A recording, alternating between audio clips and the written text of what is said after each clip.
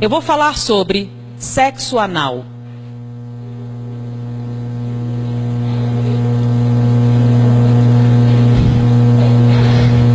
O que vai responder muitas outras perguntas, né? Sexo anal é normal? É um sexo biologicamente viável? Todo mundo devia experimentar? É natural para todo mundo? É bastante prazeroso se você fizer direito? Vocês vão ver isso escrito em todas as revistas. Eu fui numa banca, peguei todas as revistas. Todas diziam a mesma coisa. Prática normal, bastante satisfatória, todo mundo devia experimentar, tem uma forma correta de fazer, tudo isso. Todos os sites pornográficos têm contos pornográficos de que essa é uma experiência extraordinária. Que as mulheres gostam muito, têm medo de fazer, mas se fizer vão adorar.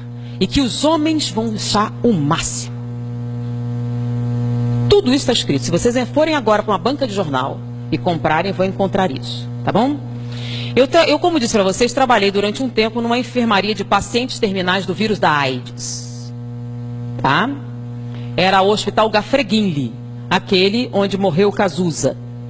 E a enfermaria era a 10ª enfermaria do Gafreguinli, que foi justamente aquela patrocinada por ele. Na época, naquela enfermaria haviam 20 pacientes. Todos eram homossexuais. E quando a gente termina a clínica médica, a gente tem que fazer uma monografia para a conclusão do curso. E como todos os pacientes tinham AIDS, nós escolhemos a AIDS para escrever. Quais as doenças oportunistas que acontecem com o vírus AIDS? Naquela época não havia o coquetel, o número de doenças oportunistas era muito maior do que era hoje. Então nós pegamos todos os prontuários dos 20 pacientes e pegamos também 100 prontuários de pacientes anteriores. E fizemos a listagem estatísticas das doenças. Em primeiro lugar estava endocardite bacteriana. Todos os 120 pacientes que nós escolhemos eram portadores de endocardite bacteriana. Era a colonização das válvulas cardíacas por bactérias. Então nós colocamos, primeiro da lista, endocardite bacteriana. Segundo lugar, aí tinha pneumociste carini, tinha tuberculose, tinha um monte, aí a gente ficou colocando. Quando a gente foi apresentar para o professor, ele pegou assim, peraí, tá errado. Aí ele riscou bacteriana. Eu fiquei, mas por quê? Todos, aí eu falei, faça. Eu fui lá, todos tinham. Aí eu fui no outra enfermaria. Todos eles tinham endocardite bacteriana. Poxa, todo aidético tem endocardite bacteriana. É uma doença que vem com a AIDS. Aí eu voltei lá. Bom, todo paciente imunodeprimido produz inicialmente endocardite bacteriana. Ele disse, não. Disse, mas todos os nossos pacientes têm. Ele disse, mandou ir na outra enfermaria com pacientes terminais, com câncer e outras doenças degenerativas. Nenhum deles tinha endocardite bacteriana. Todos estavam imunodeprimidos. Eu fui na área imunológica. Nenhum paciente imunodeprimido tinha endocardite bacteriana. Bom, endocardite bacteriana não é uma complicação daqueles imunodeprimidos. Então é o quê? Aí esse professor me explicou os fatos da vida, não de maneira tão agradável como vou fazer para vocês, né? Então ele me explicou que isto não era decorrente da AIDS, era decorrente do sexo anal. Como assim? Eu não entendi, ele teve que me explicar, e não foi muito agradável.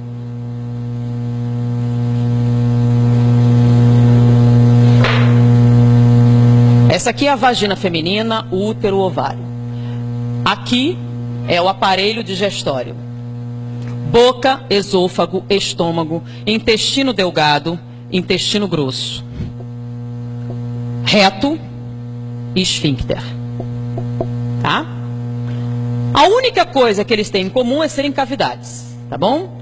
Então essa cavidade aqui faz parte da função sexual. É um órgão sexual. Ele foi criado para quê?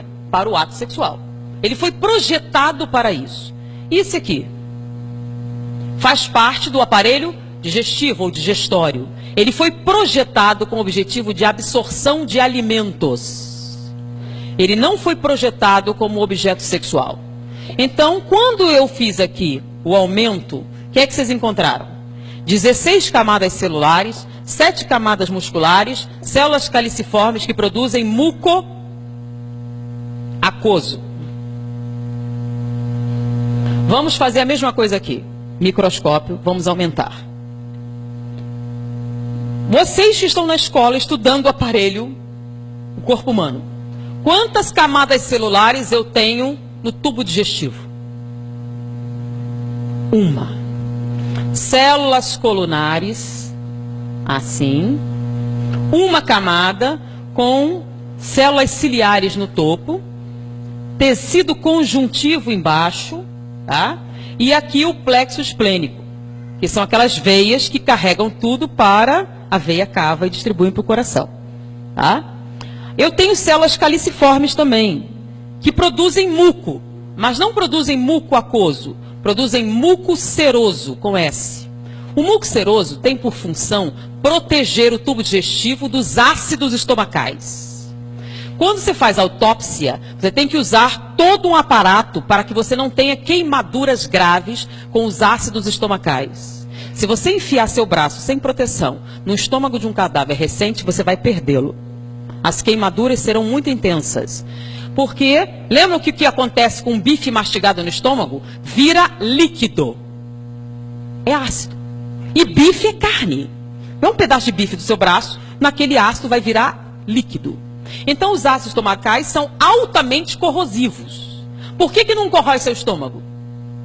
Porque você tem, quando você faz endoscopia, uma camada brilhante que protege o estômago dos ácidos, é o muco seroso. O muco seroso, além de proteger dos ácidos, ele aumenta o atrito. Porque se o alimento passar muito depressa, o que acontece? Diarreia e você morre. Então o alimento tem que passar devagar para que você possa absorver os nutrientes, né? Você absorve os açúcares, as proteínas, as substâncias, as vitaminas.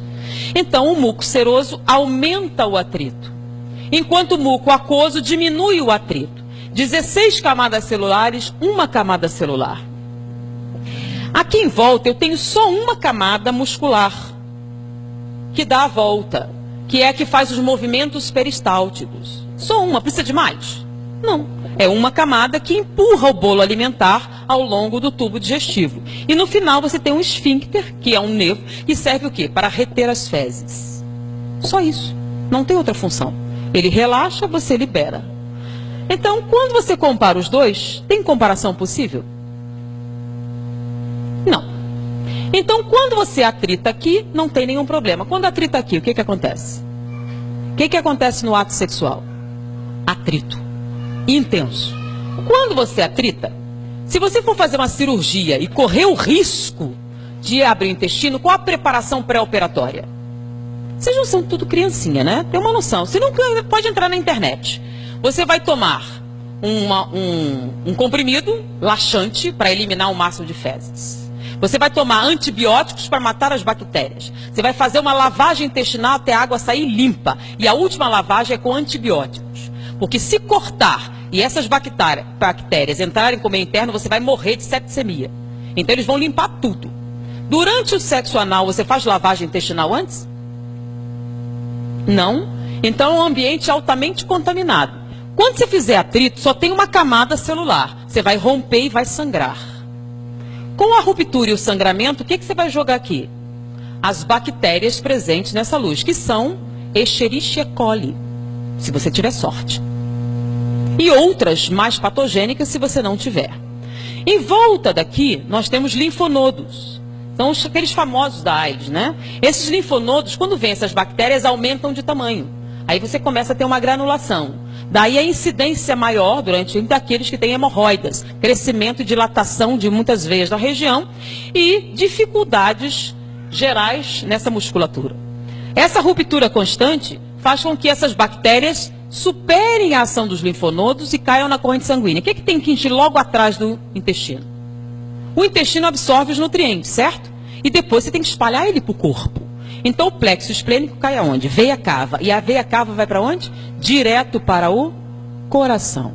Então essas bactérias das fezes caem no coração e colonizam as válvulas cardíacas, provocando endocardite bacteriana. Então não é AIDS que provoca endocardite bacteriana. é a prática do sexo anal. Isso só acontece com homossexuais? Não. Com heterossexuais também, que pratiquem o sexo anal, a probabilidade de endocardite bacteriana se torna proporcionalmente aumentada de acordo com o nível de prática. Com os homossexuais a incidência é maior porque é a única prática sexual, tá? Então a incidência é bem maior. Por isso todos os pacientes homossexuais tenham endocardite bacteriana. Com a AIDS a endocardite evoluía para pericardite e nós tínhamos que fazer punção pericárdia, tirar o líquido inflamatório do coração. Senão eles morreriam por asfixia, por contrição cardíaca.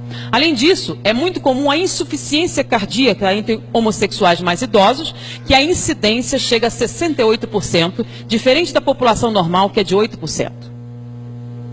Além disso, essa lesão constante provoca alteração da morfologia dessas células, provocando displasia. Displasia rima com neoplasia. A incidência de câncer retal na população é de 3 a 4%. Entre os homossexuais chega a 32%. Então há uma relação direta com a prática do sexo anal e com a incidência de câncer retal. Além disso, a mulher não tem terminais nervosos de sensibilidade nesta área. Então ela não sente absolutamente nada com a prática do sexo anal, a não ser o sofrimento físico, a dor, a não ser que ela compre anestésicos, que são medicações inibitórias da sensibilidade para a prática do sexo anal, e compre lubrificantes artificiais para neutralizar o muco seroso e permitir que esse acesso faça com mínimas lesões. Então, sem lubrificantes artificiais, sem anestésicos para limitar a dor, é uma prática dolorosa, humilhante, violadora. Sendo que ela tem um órgão próprio para isso. Por que um homem teria que submetê-la a esse tipo de atividade se não fosse por sadismo? É o prazer em infligir dor. Porque ele aprendeu nos contos pornográficos que se você tratar ela com a brutalidade necessária, você conseguirá que ela tenha prazer. No homossexual, existe até pelo menos uma desculpa. Aqui, encostado, nós temos a próstata. Tanto que o exame de próstata é retal. A próstata se encosta aqui, mas vamos fazer um aumento aqui.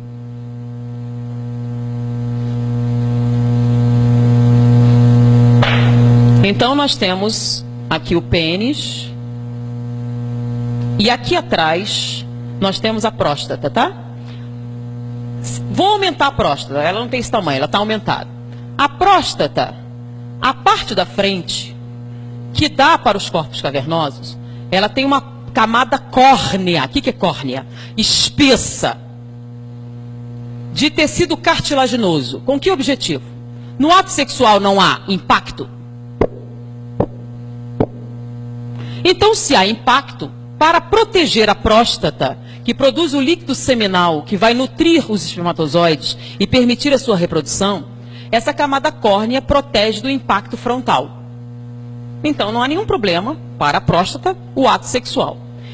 Mas se você impactar por trás, então o ato sexual homossexual tem que ser necessariamente violento. Você tem que bater com força para atingir a próstata. Então é o sexo anal e ele tem que ser violento. Então, a não ser que vocês conversassem pessoalmente com alguém, ninguém ia contar. Então, você vai bater com força. Se você bater com força suficiente e traumatizar a próstata, ela sangra. Porque essa parte de trás não tem camada córnea. Não se esperava na natureza nenhum impacto posterior. Está protegido pela espinha e pelo intestino. Você bate com força, traumatiza a próstata, ela sangra. Quando ela sangra, produz células inflamatórias. Ela incha. Se ela inchar e você bater com força suficiente, você vai atingir esse feixe nervoso aqui, que dá origem, que está ligado aos corpos cavernosos. Você pode provocar uma ereção. Se você continuar batendo com força suficiente e inchá-la o suficiente, ela pode sensibilizar os corpos cavernosos e você pode até ter, lá pela quarta ou quinta experiência, uma ejaculação. Mas você só vai conseguir essa ejaculação se após essas múltiplas experiências você conseguir a hiperplasia de próstata, sua próstata estiver inchada.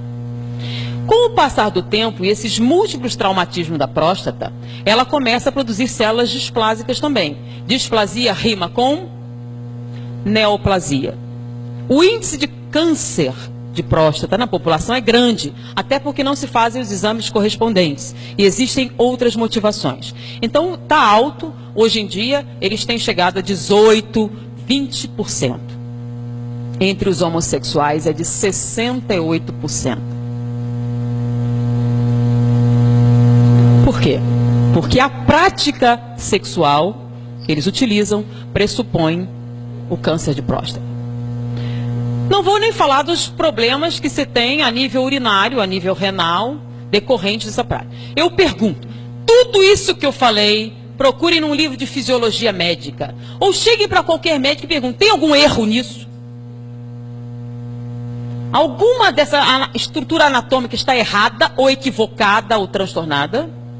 Diante do que ele aprendeu na faculdade de medicina, se você fizer isso, não é isso que vai acontecer? Não é isso que acontece? Então me diga, o sexo anal é natural, biologicamente muito bom, extremamente agradável, saudável, produtivo, uma prática natural que todo mundo devia experimentar um dia? Mas é o que está escrito na literatura. Baseado em que eles dizem essas coisas? Baseado nos contos pornográficos. Baseados nos objetivos de quê? Com esse tipo de prática, o que você tem? Você tem alguém obtendo prazer no sofrimento de outro ser humano. Você pode até se submeter, e muitos se submetem. Inclusive, nós trabalhamos no Instituto Médico Legal há um tempo. Nosso professor era diretor do Instituto Médico Legal. E naquela época não havia o divórcio. Você, para conseguir a separação judicial, você tinha uma medida cautelar. Se você provasse maus tratos, você conseguia isso facilmente. Então, muitas mulheres chegavam falando sobre o abuso. Muitas delas iam preferir o sexo anal, porque nessa situação, como ele queria que ela fizesse isso, e já era um sofrimento, ele era menos brutal. No sexo normal era tão brutalizante, que ela preferia esse, que já doía só pela coisa, então eles batiam menos.